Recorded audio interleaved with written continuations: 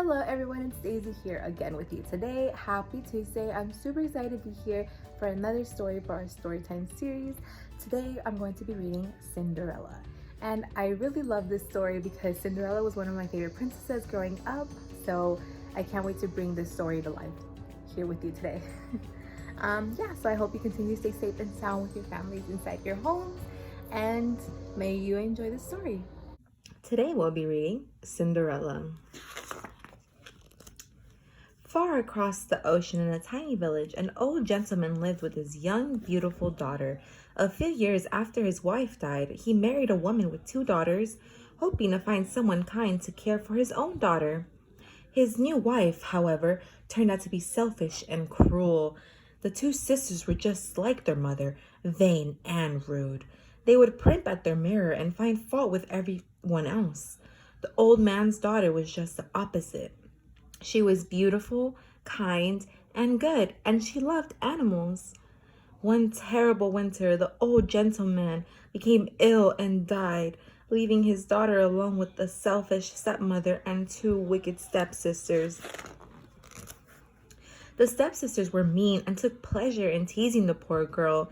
"Do you think that we would play with you?" jeered Capricia, delighted to see her cry. Away went her lovely clothes. Instead, they gave her torn dresses. "Just see how pretty our well-dressed girl is now," Agatha teased.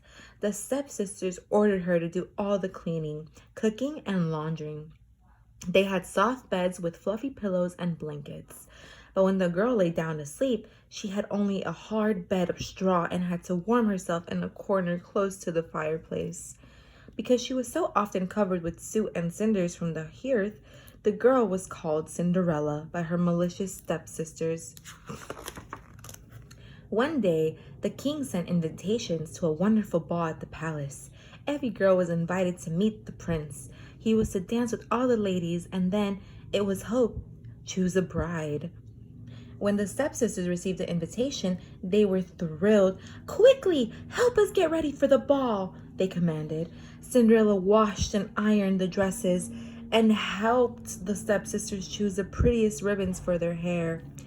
When the stepsisters were ready, Cinderella asked her stepmother if she could go too.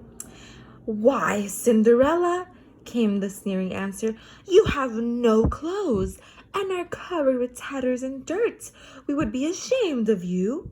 And with a laugh, the vicious stepmother and stepsisters were gone. Cinderella burst into tears. "Oh, how I wish I could go too," she wailed. "If only I had a fairy godmother who could make wishes come true." Instantly, in a cloud of silver dust, there appeared a prim, gray-haired lady carrying a magic wand, a fairy godmother. "Well then," she said, "here I am. Now let's go down to business."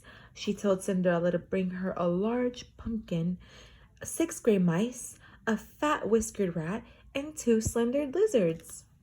With a dip and a swirl of the fairy godmother's magic wand, the pumpkin became a coach, the mice became horses, the rat a jolly coachman with a big mustache, and the lizards fancy footmen. For the finish, Cinderella's torn dress was transformed into a satin gown. On her dainty feet were sparkling glass slippers. "Now, mind your home before midnight, Cinderella," warned the fairy godmother.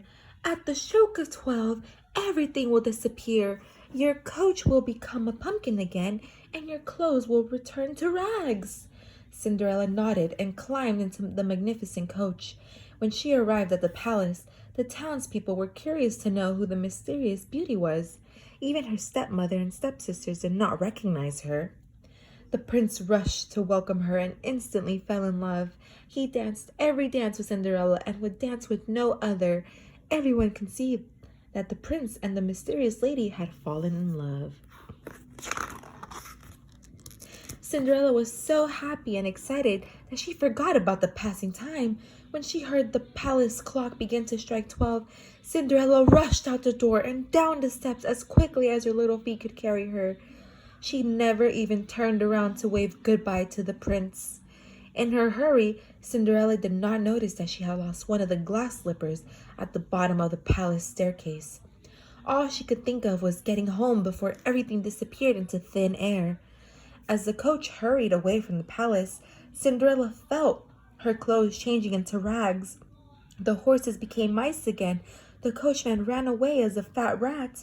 The footmen slinked away as lizards.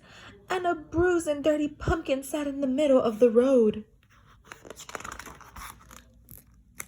When the stepmother and her daughters returned home from the ball, they found Cinderella asleep by the fire. She stretched her arms, rubbed her eyes, and asked them to tell her all about the wonderful ball. They told her about the handsome prince and the beautiful woman who had arrived in the magnificent coach. Everyone at the ball had admired her satin dress and sparkling glass slippers. Now the prince was searching to find the lady whose foot fit the lost shoe. As Cinderella listened to the story, she smiled and gently patted her apron pockets. Deep inside was the other glass slipper, which her fairy godmother had let her keep. The news spread throughout the village. The prince, who had sunk into a melancholy mood following the ball, was now his energetic self again. He had begun searching for the lady whose foot fit the glass slipper, vowing that none other than she would be his wife. When the prince came to Cinderella's house, Capricia and Agatha rushed to try on the shoe. With a push and a squeeze, each one tried to make her foot fit the delicate slipper. Try as they might, their feet were just too big. Cinderella washed her hands and face and stepped out of the kitchen and said softly, "I would like to try, if I may." The stepmother and stepsisters howled with laughter. "Don't be ridiculous, Cinderella. It couldn't be you," they said. Cinderella curtsied to the prince and sat down to try on the slipper. Her slender foot slid into it easily. She then drew the second shoe out of her apron pocket and put that one on as well. At that moment, the fairy godmother reappeared and waved her magic wand over the girl. "Begone, you tattered clothing, good only for a scullery maid," she declared. "Let my deserving godchild be dressed as splendidly as a princess." Instantly, Cinderella's shabby dress became the satin gown she had danced in at the palace. Her stepmother and stepsisters were flabbergasted. Though they didn't want to believe it, they realized that the mysterious lady at the ball was none other than their own overworked Cinderella. Now, they deeply regretted having treated her so poorly. The handsome prince also recognized Cinderella as his beautiful dancing partner. "This is my bride," he shouted with joy.